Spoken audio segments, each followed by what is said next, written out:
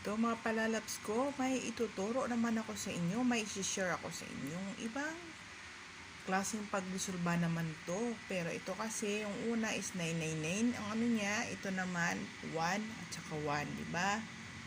Yan siya. Ang gagawin natin, si 6 at saka si 2 i-multiply. And then, ilagay natin dito, 12. Tapos, si 6 at saka si 2 ulit, pero hindi na multiply, i-plus naman.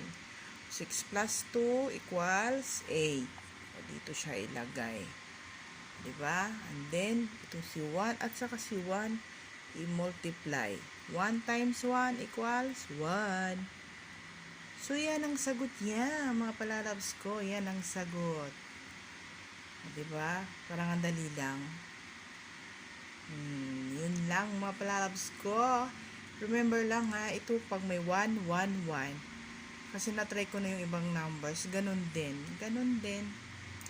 Okay, okay. Thank you mga palalabs ko. Love, love, love. God bless sa ating lahat.